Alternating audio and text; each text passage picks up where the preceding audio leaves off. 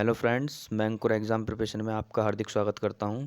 तो फ्रेंड्स, आज हम बहुत ही इम्पोर्टेंट पॉइंट के बारे में पढ़ेंगे जो सभी परीक्षाओं के लिए महत्वपूर्ण है। अगर आप मेरे चैनल पर नए आए हो तो प्लीज़ मेरे चैनल को सब्सक्राइब कर दीजिए और लाइक कर दीजिए। तो चलिए फ्रेंड्स, एक एक करके हम सभी पॉइंट के बारे में पढ़ेंगे। तो सबसे पहले देखेंगे हम एशिया की सबसे लंबी नदी कौन सी है। तो एशिया की सबसे लंबी नदी कौन सी है? यांगटीसी नदी, जो कि 6300 किलोमीटर है। इसके बाद देखेंगे हम संगाई किस नदी के किनारे स्थित है। संगाई शहर कहाँ पर स्थित है? चीन में।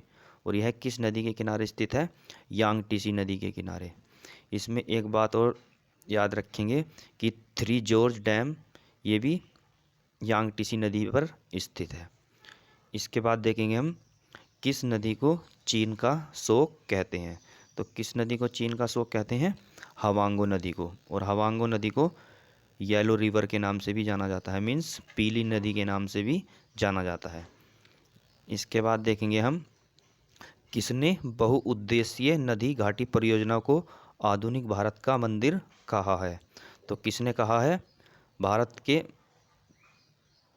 के पहले प्रधानमंत्री पंडित जवाहरलाल नेहरू ने बहुउद्देशीय नदी घाटी परियोजना को आधुनिक भारत का मंदिर कहा है। इसके बाद देखेंगे हम विश्व की तीसरे सबसे लंबी नदी कौन सी है। तो कौन सी नदी है? यांगटीसी नदी, जो कि चीन में स्थित है। इसके बाद देखेंगे हम जांगमू परियोजना किस नदी पर स्थित है। तो जांगमू परियोजना किस नदी पर स्थित है?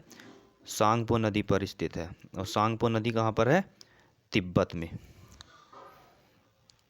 इसके बाद देखेंगे हम दुलहस्ती और बगलिहार परियोजना कहाँ पर स्थित है।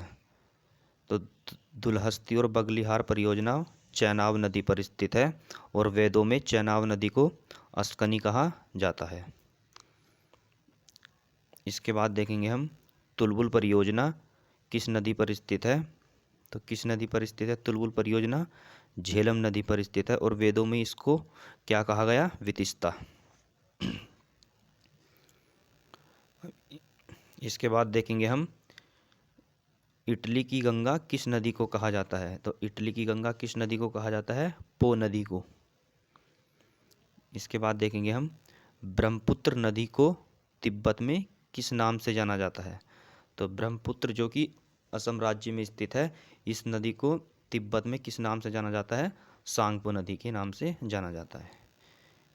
इसके बाद देखेंगे हम ये इसके बाद एक हम ये डायग्राम देखेंगे कि तिब्बत में कौन सी नदी है? सांगपो। यही नदी फिर अरुणाचल प्रदेश में आ जाती है, तो यह किस नाम से जानी जाती है? दिहांग नदी के नाम से। फिर ये आगे चलकर असम राज्य में आ जाती है। और असम राज्य में एक मांजुली द्वीप है जो कि ब्रह्मपुत्र नदी पर स्थित है। और ये कहाँ पर है? असम में। फिर इसके बाद यही नदी बांग्लादेश में जमुना नाम से जानी जाती है। तो देखेंगे अब ब्रह्मपुत्र को अरुणाचल प्रदेश में किस नाम से जाना जाता है? दिहांग नदी। इसके बाद देखेंगे हम ब्रह्मपुत्र नदी को असम में किस नाम से जाना जाता है? ब्रह्मपुत्र नदी से। इसके बाद देखेंगे हम ब्रह्मपुत्र नदी को बांग्लादेश में किस नाम से जाना जाता है।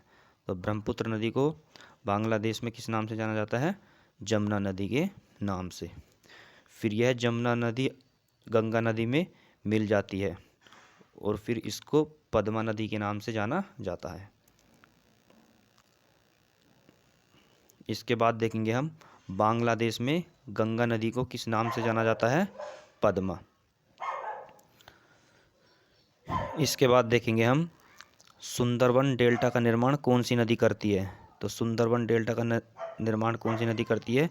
गंगा और ब्रह्मपुत्र। इसके बाद देखेंगे हम अलकनंदा तथा भागीरथी का संगम क्या कहलाता है? देवप्रयाग। इसके बाद धौली गंगा और अलकनंदा का संगम विष्णुप्रयाग। इसके बाद पिंडार और अलकनंदा का संगम कर्णप्रयाग। और इसके बाद मंदाकिनी और अलकनंदा का संगम रुद्रप्रयाग। तो ये 4 प्रयाग हैं देव प्रयाग, विष्णु प्रयाग, कर्ण प्रयाग और रुद्र प्रयाग। इसके बाद देखेंगे हम प्रायद्वीपीय भारत की सबसे लंबी नदी कौन सी है? गोदावरी नदी। और दक्षिण भारत की गंगा किस नदी को कहा जाता है? गोदावरी नदी को। इसके बाद देखेंगे हम भागीरथी नदी कहाँ से निकलती है? तो कहाँ से निकलती है? गोमुख से। इसके बाद देखेंगे हम कौन सी नदी डेल्टा नहीं बनाती है? तो कौन सी नदी डेल्टा नहीं बनाती है? ताप्ती और नर्मदा। इसके बाद देखेंगे हम बिहार का शोक किस नदी को कहा जाता है? कोसी नदी को। बंगाल का शोक दामोदर नदी को। फिर देखेंगे हम कावेरी नदी जल विवाद जो है वो किन दो राज्यों के मध्य है? तो वो दो राज्य कौन कौन से हैं? एक है कर्नाटक और दूसरा है तमिलनाडु। कावेरी नदी जल विवाद। इसके बाद देखेंगे हम दामोदर नदी कहाँ से निकलती है? तो दामोदर नदी कहाँ से निकलती है? छोटा नागपुर के पठार से, जो कि झारखंड में स्थित है।